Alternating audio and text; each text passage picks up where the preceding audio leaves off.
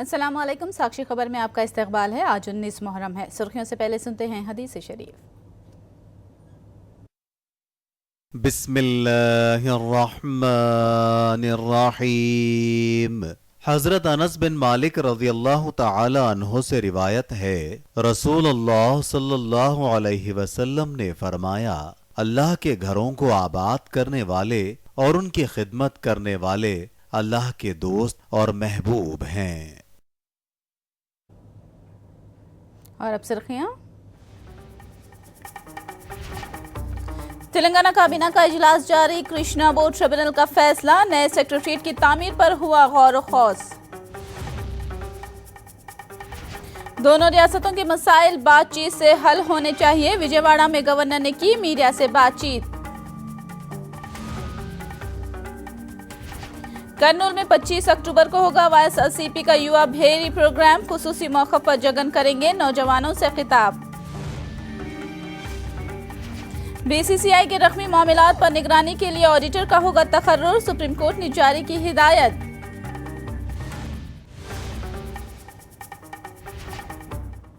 और अब तफसील। तेलंगाना काबीना का इजलास सेक्रेटरीट में जारी है। केसीआर इस इजलास की सदारत कर रहे हैं। कृष्णा ट्रिब्यूनल के फैसले का रियासत पर पड़ने वाला असर और मुस्तकबिल की हिकमत अमली से मुतालिक इस इजलास में गौर किया जा रहा है। खासकर कृष्णा नदी के पानी की तकसीम से मुतालिक ब्रजेश कुमार ट्रिब्यूनल का फैसला, सेक्रेटरीट की नई इमारत की तामीर से मुतालिक खासकर तबादिले ख्याल किया जा रहा है। अगर दो तेलुगु रियासतों तक समात महदूद हो जाती है तो रियासत को शदीद नुकसान होने का हुकूमत ने खदशा जाहिर किया है। ऐसा होने की सूरत में सुप्रीम कोर्ट से रुजू होने से मुतालिक और भी एजेंडे में शामिल है। खुसूसी मौक़िफ़ के बजाय रियासत को मिलने वाला खुसूसी मुआशी पैकेज बेहतर है और इसे हासिल करने में कोई गलती नहीं है। वज़ीर आला चंद्रबाबू नायडू ने विजयवाड़ा में ये बात कही। उन्होंने कहा कि खुसूसी मुआशी इमदाद किसी भी एतबार से खुसूसी मौक़िफ़ से कम नहीं है। उन्होंने कहा कि जो भी रकम खुसूसी मौक़िफ़ के जरिए मिल सकती है, इन तमाम फंड्स को खुसूसी पैकेज के लिए रियासत को लाया जाएगा। बाबू ने वाज़ेह किया कि दोनों रियासतों के दरमियान कोई तनाज़ात नहीं है और इस हाथ ले की पॉलिसी पर अमल किया जाएगा। స్పెషల్ ప్యాకేజ్, స్పెషల్ స్టేటస్ అన్నప్పుడు కావాలని కొన్ని పార్టీస్ కూడా దాన్ని అపోజ్ చేయడం, దాన్ని గందరగోళం చేయాలన్నప్పుడు రాష్ట్ర ప్రయోజనాల దృష్ట్యా స్పెషల్ స్టేటస్కి వచ్చే బెనిఫిట్స్ అన్ని ఎక్స్టెండ్ చేసినప్పుడు స్పెషల్ ప్యాకేజ్ అని తీసుకుని తప్పులేని చెప్పి నేను చాలా స్పష్టంగా చెప్పడం జరిగింది. ఒక పక్క కేంద్ర సహకారం తీసుకొని ముందుకు పోవడం, ఇంకా 10 రూపాయలు ఎక్కువ ఎట్లా రాబట్టాలి, రాష్ట్రాన్ని ఎస్టాబ్లిష్ చేయాలి, కొత్త రాష్ట్రం. నేను అదే పదే చెప్పాను, అన్ని రాష్ట్రాలతో సమానంగా పైకి వచ్చే వరకు silent level playing field reach అయ్యే వరకు కేంద్రం కూడా సహకరించుకోవాలి. एपी और तेलंगाना में मौजूद छोटे छोटे मसाइल को वज़राए आला से मुज़ाकिरत करके हल कर लिए जाएंगे। गवर्नर नरसिम्हन ने ये बात कही। गवर्नर ने विजयवाड़ा में इन ख्यालात का इजहार किया। उन्होंने कहा कि दोनों रियासतों के दरमियान इख्तिलाफात नहीं हैं और पुरअमन माहौल में दोनों रियासतों के बीच तमाम मसाइल का हल मुमकिन है। गवर्नर ने इस मौके पर वाज़ेह किया कि वजारत की तौसी से मुतालिक कोई तबादिले ख्याल नहीं किया गया। Disputes are only created by you people. There is no dispute. We are all in a very peaceful situation. We will resolve all outstanding issues. Choosani, when the thing comes, we will handle things as and when they come. But at the moment, it is only as you are all speculating it. We will handle things as they come. But I can assure you that all outstanding issues between the two states, we will sort out amicably through discussions. 9, 10, 11, 12, 13, 14, 15, anni we'll do through discussions. Andhra Pradesh को खुसूसी मौक़िफ़ के हुसूल के लिए YSRCP की जद्दोजहद जारी है। YSRCP ने 25 अक्टूबर को कर्नूल में युवा भेरी मुनाकिद करने का ऐलान किया। जगन 25 अक्टूबर को नौजवानों से कर्नूल में खिताब करेंगे। युवा भेरी प्रोग्राम के सिलसिले में वाईएसआरसीपी की जानिब से एक पोस्टर जारी किया गया है, जिसमें नौजवानों से शिरकत की अपील की गई है। वाईएसआरसीपी ने खुसूसी मौक़िफ़ के हुसूल तक जद्दोजहद जारी रखने का ऐलान किया। चुनांचे मुख्तलिफ अजला में इस ताल्लुक से प्रोग्राम मुनाकिद किए जा रहे हैं। चंद्रबाबू अवामी मफादात और ख्वाहिशात को नज़रअंदाज करके खुसूसी पैकेज हासिल करने से मना कर रहे हैं।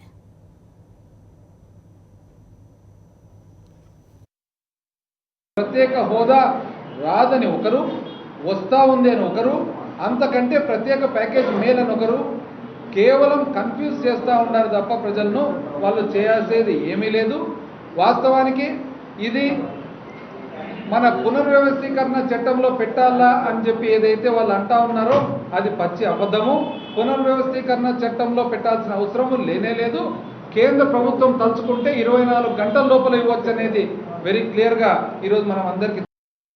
అన్నిటికంటే ముఖ్యంగా ఈ ప్రోగ్రాం ద్వారా, ఎందుకంటే ప్రధానమైన బాధ్యత ఇక్కడ మరి ప్రధాన ప్రతిపక్ష పార్టీ, మరి ప్రతిపక్ష పార్టీ నేత జగన్మోహన్ రెడ్డి గారు చేపట్టారు. అందరూ కూడా చేసి ముందుకెళ్తే కానీ ప్రత్యేక హోదా వచ్చే పరిస్థితులు తెలియజేసుకుంటూ ఈ కార్యక్రమం జగన్మోహన్ రెడ్డి గారు పాల్గొంటున్న కార్యక్రమం ఇది రాష్ట్ర వ్యాప్తంగా యువబేరి అనే పేరుతో గత సంవత్సరం నుంచి అన్ని చోట్ల అన్ని జిల్లాల్లోనూ జరుగుతున్న కార్యక్రమం. ఈ కార్యక్రమంలో పెద్ద ఎత్తున విద్యార్థులందరూ పాల్గొని మేధావులందరూ కూడా పాల్గొనాల్సిన అవసరం తప్పకుండా ఉంది అని చెప్పి తెలియజేసుకుంటూ, ప్రజలపైన కానీ ప్రత్యేక హోదా నినాదం చేసే వాళ్ళపైన పీడీ యాక్ట్ చేస్తున్నట్టున్నాడు. ఎంత దారుణంగా ఆయన ఒక నియంతలాగా, ఒక హిట్లర్ లాగా ఆయన ప్రవర్తిస్తూ ఉంటే మేము చూస్తూ ఊరుకోదలుచుకోలేదు. ప్రతిపక్ష పార్టీగా మా జగన్మోహన్ రెడ్డి గారు రేపు 25వ తారీఖు నుంచి కూడా ఉధృతంగా చేయాలని మేము చూస్తున్నాము.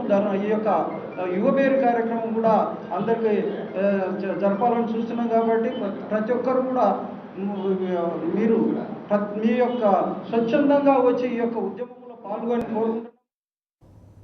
अपनी खुशियां और त्योहारों को फर्ज पर कुर्बान करने वाले पुलिस जवानों को कभी फरामोश नहीं किया जा सकता। एपी के वजीर आला चंद्रबाबू नायडू ने ये बात कही। विजयवाड़ा में मुनाकिदा यौम शहीदा पुलिस तकरीब में उन्होंने शिरकत की। इस प्रोग्राम में गवर्नर नरसिम्हन, वजीर दाखिला चिन्ना राजप्पा, डीजीपी सांबा शिवराव और दीगर ओहदेदारों ने शिरकत की। इस मौके पर पुलिस परेड मुनाकिद की गई। वजीर आला ने अवामी खिदमत अंजाम देने वाली पुलिस की खिदमत का एहसास करने पर जोर दिया। इस मौके पर उन्होंने मंगलगिरी में 6ठे बटालियन मरकज के क़याम का ऐलान किया। రాబోయే సంవత్సరం అమరవీరులకి శాశ్వతంగా ఒక ప్రదేశం ఉండాలి. 6th బెటాలియన్లో మంగళగిరిలో రాబోయే సంవత్సరం మనం జరుపుకుంటున్నాం. అక్కడ అమరవీరుల స్మారక స్తూపాన్ని ఒక సంవత్సరంలో ఏర్పాటు చేసి రాబోయే రోజుల్లో అక్కడే ఈ ఫంక్షన్ చేసుకుంటామని చెప్పి కూడా నేను మీకు తెలియజేస్తున్నాను. ఈ సంవత్సరం మరొకసారి 15 కోట్ల రూపాయలు పోలీసుల యొక్క వెల్ఫేర్ కోసం ఆర్థిక సహాయం చేస్తున్నాం, డబ్బులు ఇస్తున్నాం అని చెప్పి కూడా నేను మీకు తెలియజేస్తున్నాను.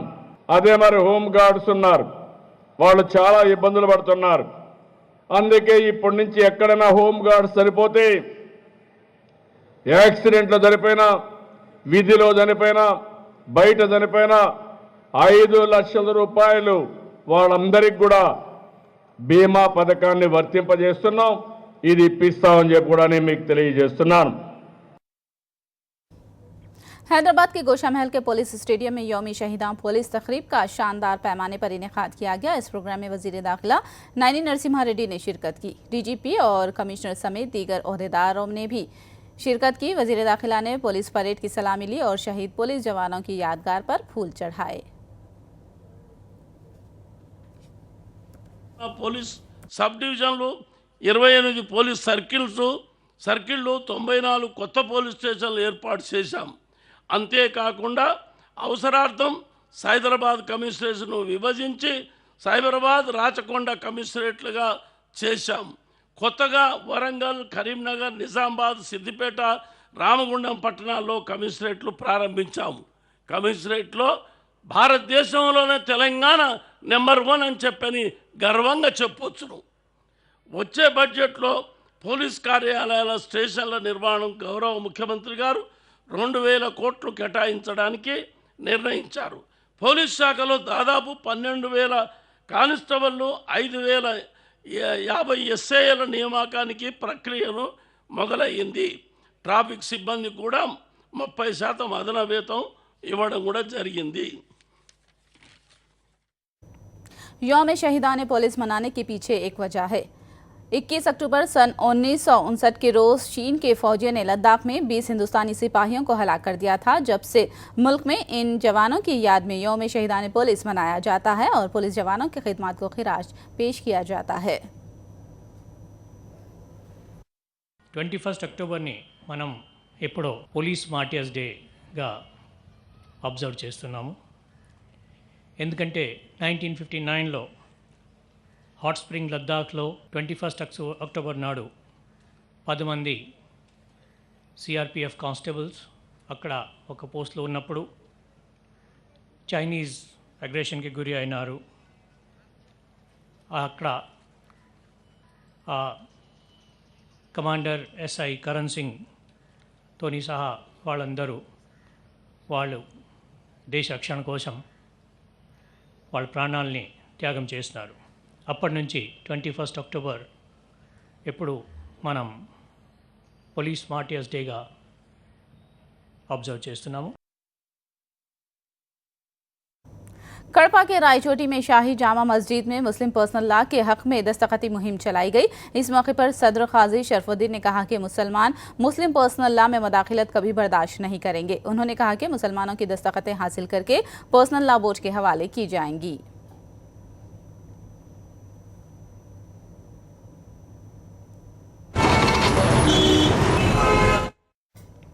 एसीबी के जाल में एक और बदउनवान मछली फंस गई है. बल्दिया के एबिट सर्कल में बिल कलेक्टर की हैसियत से काम करने वाले नरसिम्हा रेड्डी के घर पर एसीबी ने धावा डाला. आमदनी से जायद असासे होने की शिकायत पर एसीबी डीएसपी अशोक कुमार की क़यादत में 3 टीमों ने एक ही वक्त में नरसिम्हा रेड्डी के तीनों घरों पर एक साथ धावा बोला. कुकटपली, बालानगर, जगतगिरी गुट्टा में मौजूद घरों से 1 करोड़ से जायद मालियत के असासे जात की निशानदही की गई. नरसिम्हा रेड्डी के आबाई गांव सिद्दीपेट जिला के नगमनूर में भी 2 मकामात पर धावे जारी हैं. एसीबी ओहदेदारों को देखकर नरसिम्हा रेड्डी बाथरूम में घुस गया और ओहदेदार वापस न जाने की सूरत में खुदकुशी की धमकी दी.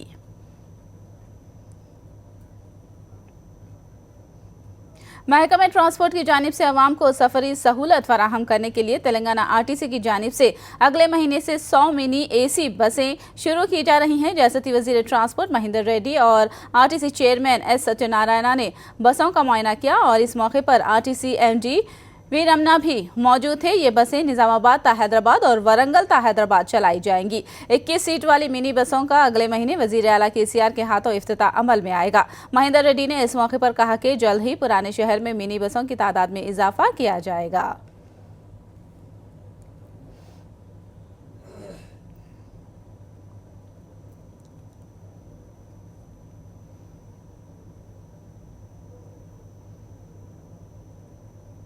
మరి ఏసీ బస్సులు మొదటిసారిగా ఫస్ట్ నిజామాబాద్ తర్వాత వరంగల్లో ట్రయల్ బేసిస్ నడుపుతున్నాం. దాదాపు వరంగల్లో రోజుకు ఒక 60 ట్రిప్పులు ఈ బస్సులు చేస్తాయి. అట్లాగే నిజామాబాద్కు 36 ట్రిప్పులు డైలీ చేస్తాయి. నిజామాబాద్ నుంచి కూడా 3 రూట్స్లో పికప్ చేసుకొని హైదరాబాద్లో 3 రూట్స్లో డ్రాప్ చేయడం. అదేవిధంగా వరంగల్లో కూడా 3 రూట్స్ నుంచి పికప్ చేసుకొని హైదరాబాద్లో డ్రాప్ చేయడం. హైదరాబాద్ నుంచి రిటర్న్లో 5 రూట్స్లో వెళ్ళడం. ఇదంతా కూడా చాలా ఎక్కడ సర్వే చేసి ఏ ఏరియా ప్రాంతాల నుంచి మూవ్మెంట్ ప్రజలు ఎక్కువ ఉందో एस्टिमेट చేసి ఆ रूट सेलेक्ट చేయడం జరిగింది. ये हमारा ओल्ड सिटी में ये मिनी बसेस ज़्यादा असेंबली में तो एमएलए पूछा, हमारा सीएम साहब भी वादा करे, हम भी वादा करें मिनी बसेस होना बोल के पूछे. वो नवंबर से ओल्ड सिटी में मिनी बसेस वो सेटिलमेंट का वो सेल्फ एम्प्लॉयमेंट का वो अलग है. ये बसेस ओल्ड सिटी में गली गली में होम टू होम फिरता है. तेलंगाना के वजूद में आने के बाद ही तेलंगाना के शायरों और फनकारों की इज्जत की जाने लगी है. टीआरएस एमपी कविता ने ये बात कही. उन्होंने कहा कि टीआरएस हुकूमत में पिछले 2 साल सुनहरे तहजीबी दौर के मुमासिल है. कविता ने कहा कि आलमी सतह पर बतुकम्मा को अयाज करने के लिए ही तेलंगाना जागृति मुख्तलिफ प्रोग्राम्स मुनाकिद कर रही है. మన దగ్గర చాలా మంది కళా పోషకులున్నా కవులున్నా వారిని మనం పైకి తీసుకురాలేకపోయినాం. అదేవిధంగా మన బతుకమ్మైనా మన బోనాలైనా మన పండుగలు ఏవైనా సరే వాటన్నిటికన్నా ముఖ్యంగా మన తెలంగాణలో ఉండే మత సామరస్యం ఏదైతే గంగా జమున తహజీబ్గా మనం చెప్తామో దాన్ని కూడా మనం డిస్ప్లే చేసుకునేటటువంటి అవకాశం రాలే. కానీ ఇవాళ తెలంగాణ ప్రభుత్వం వచ్చిన తర్వాత మరి ఎట్లా ఎంత ఇంపార్టెన్స్ బోనాలకు ఇచ్చి మనము గుళ్ళ దగ్గర ఏర్పాట్లు చేస్తున్నామో అంతే ఇంపార్టెన్స్ రంజాన్ కూడా ఇచ్చి మసీదుల దగ్గర ఏర్పాట్లు చేస్తున్నాం. అంటే ఇదంతా సంస్కృతిలో ఒక భాగమే. ఇవాళ తెలంగాణ రాష్ట్రం వచ్చిన తర్వాత మనము ఇవన్నిటిని ప్రదర్శించేటటువంటి ప్రయత్నం చేస్తూ ఉన్నాం. తెలంగాణ సంస్కృతికి ఒక స్వర్ణయుగంగా ఈ గత 2 సంవత్సరాలను మనం చెప్పుకోవచ్చు. అది ఏ విభాగంలో చూసుకున్నా సరే, అది కవులను గౌరవించడమైనా, ఆఖరికి దేశానికి ప్రధానమంత్రిగా చేసిన పివి నరసింహారావు గారు కేవలం ఒక రాజకీయ నాయకుడుగా కాదు, ఆయన ఒక సాహిత్యవేత్త, 14 భాషలు మాట్లాడగలిగినటువంటి ప్రజ్ఞాశీలి. కానీ ఆయనను ఎప్పుడు కూడా ఈ గడ్డ మీద గౌరవించలేదు. కానీ తెలంగాణ రాష్ట్రం వచ్చినాక మన తెలంగాణ బిడ్డ గౌరవం దక్కాలని ప్రభుత్వం నుండి అద్భుతంగా వారిని గౌరవిస్తూ ఉన్నాం. ఆయన జయంతి కానీ వర్ధంతి కానీ అధికారికంగా జరుపుతా ఉన్నాం. हैदराबाद की सड़कों के सबब एक नौजवान की जान चली गई। आला तालीम हासिल करके नौकरी की तलाश करने वाले नौजवान की ख्वाहिश भी इसी की तरह हमेशा के लिए खामोश हो गई। ये अलमनाक वाकया कुकटपल्ली के वाई जंक्शन के पास पेश आया। श्रीकाकुलम से ताल्लुक रखने वाला अरुण कुमार ने पठान चोरी के कॉलेज से इंजीनियरिंग की तकमील की। मुलाजिमतों के लिए जावा व दीगर कोर्स भी सीख लिए थे। अपने दोस्त के साथ अमीरपेट से बाइक पर सवार होकर निकला था कि कुकटपल्ली वाई जंक्शन के पास एक्टिवा गाड़ी से टकराने से बचने के लिए अचानक ब्रेक लगाया, जिसके सबब बाइक ड्राइवर सुमा शेखर और अरुण कुमार गिर पड़े और अरुण कुमार शदीद जख्मी हो गया और मौके पर ही इसकी मौत वाक़ई हो गई, जबकि बाइक चलाने वाला सुमा शेखर जख्मी हालत में जेर इलाज है।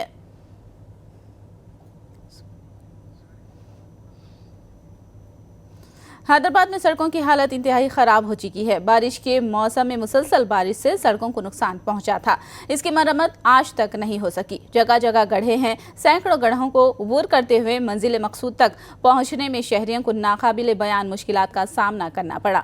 ट्रैफिक जाम के साथ साथ आलूदगी और गड्ढों को अबूर करने से शहरी तकलीफ और दर्द महसूस कर रहे हैं और सड़कें जानलेवा बन चुकी हैं। कुकटपल्ली में एक नौजवान खराब सड़क के बायस गिरकर हलाक हो गया। గలీజ్గా ఉన్నాయి రోడ్లన్నీ.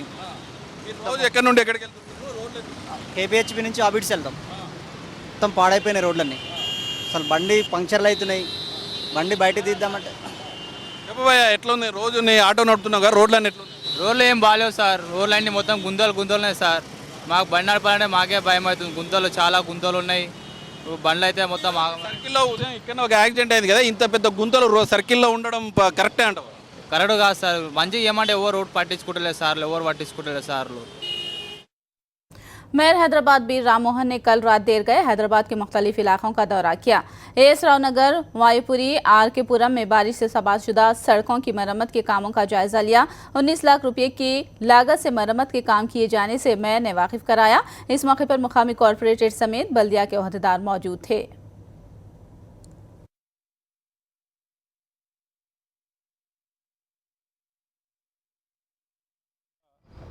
పైనుంచి కొన్ని ఏజెన్సీలు మరి వారం రోజుల నుంచి గత 4 రోజుల నుంచి హైదరాబాద్లో 10 ప్రాంతాల్లో మరి ఇక్కడ ఇవాళ ఏస్రావు నగరు మరి ఆర్కేపురం నుంచి మరి వాళ్ళ వాయుపూరి కాలనీ వరకు ఆర్కేపురం ఫ్లైఓవరు మరి దాని తర్వాత ఉన్న మొత్తం ఒక 4-5 బిట్లు ప్యాచ్ వర్క్స్ మరి 100 మీటర్లు 200 మీటర్లు మరి 300 మీటర్లు రోడ్డు మరి కొంత వాటర్ స్టాగ్నేషన్ అవడంతో కొంత లో లెవెల్ ఏరియా తోటి ఏర్పడ్డ మరి విపరీతమైన గుంతల్ని పూడ్చడానికి మరి తాత్కాలికమైన బేస్లో మరి అలా దాదాపు ఒక 91 lakhs తోటి మరి అలా మరి దాని బడ్జెట్ సంబంధించిన రోడ్స్ అన్ని కూడా ఇక్కడ ఈ నైట్ స్టార్ట్ చేయడం జరిగింది। रंगारेड्डी जिले में उस वक्त सनसनी फैल गई जब अब्दुल्लापुर मेट के एक घर से पुलिस ने बम का धमाकू मादा जब्त कर लिया। हयातनगर की पुलिस ने ये कार्रवाई की। इस ज़िम्मन में पुलिस ने 4 अफराद को हिरासत में भी लिया है और उनसे पूछताछ की जा रही है।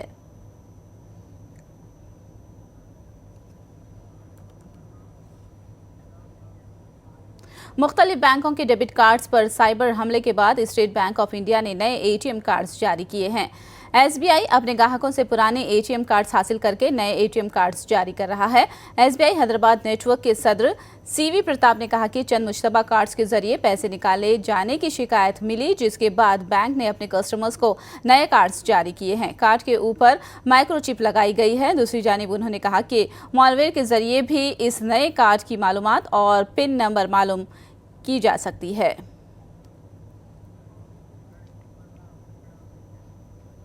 एक नहीं दो नहीं बल्कि मुल्क के सतह पर 32 लाख डेबिट कार्डों को खतरा रहा है। इस बात का इंकशाफ एक अंग्रेजी अखबार ने किया है।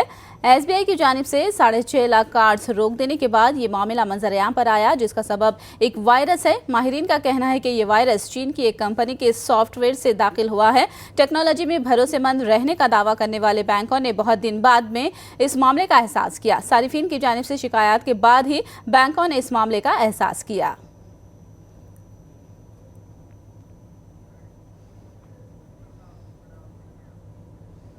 32 लाख डेबिट कार्ड्स में 26 लाख वीजा और मास्टर कार्ड्स के प्लेटफॉर्म से हैं। इनमें से ज्यादातर कार्डों की SBI, HDFC, ICICI, yes bank और एक्सिस बैंकों से मुताल्लिक है। इस मामले पर येस बैंक ने रद्द-ए-अमल जाहिर किया है। वायरस से मुतासिरा ATMs का जायजा लिया जाएगा, जबकि बकिया बैंकों की जानिब से अब तक कोई रद्द-ए-अमल सामने नहीं आया है। मुल्क भर से 19 बैंकों के कार्ड्स की तफसीलात मुजरिमों के हाथ लगने की खबर है, जिसके सबब खातादारों में तशवीश की लहर पाई जाती है।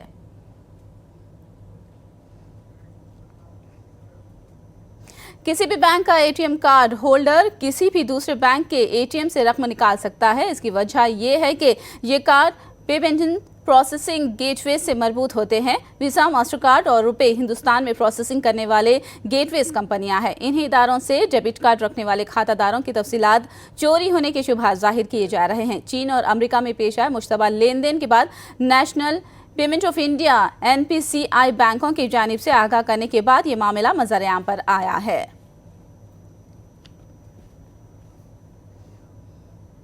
सुप्रीम कोर्ट ने BCCI पर रकमी मामलात के लिए हुदूद कायम किए हैं। BCCI के लिए ये एक और बड़ा धक्का समझा जा रहा है। अदालत ने लोधा कमेटी को हिदायत दी है कि वो एक ऐसे आज़ाद ऑडिटर का तकर्रुर करे जो बोर्ड की रकमी लेन देन पर जांच पड़ताल करेगा और इस पर नजर रखेगा। BCCI के टेंडर और कॉन्ट्रैक्ट्स पर भी अदालत ने लगाम कसी है। सुप्रीम कोर्ट ने BCCI के सदर और सेक्रेटरी को 3 दिसंबर तक लोधा पैनल के रूबरू पेश होने की हिदायत दी है।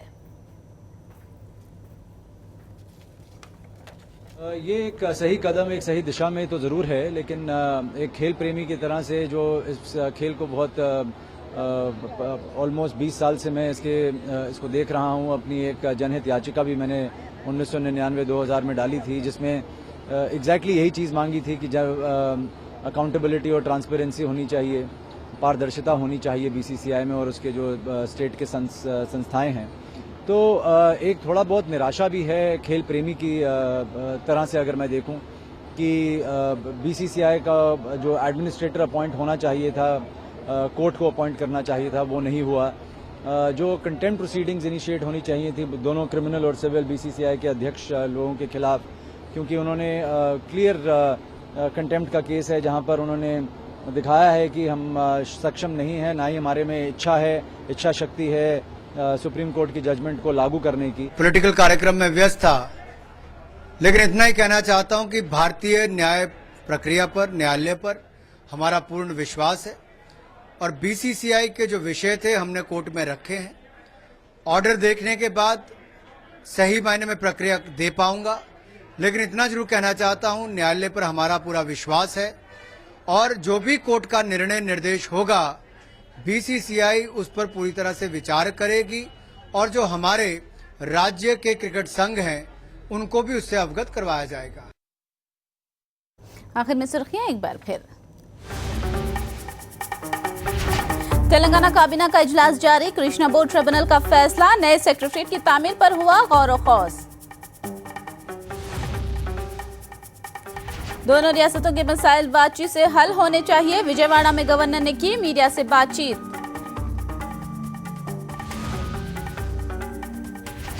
कर्नूल में 25 अक्टूबर को होगा YSCP का युवा भेरी प्रोग्राम, खुसूसी मौके पर जगन करेंगे नौजवानों से खिताब। BCCI के रकमी मामलात पर निगरानी के लिए ऑडिटर का होगा तकर्रुर, सुप्रीम कोर्ट ने जारी की हिदायत।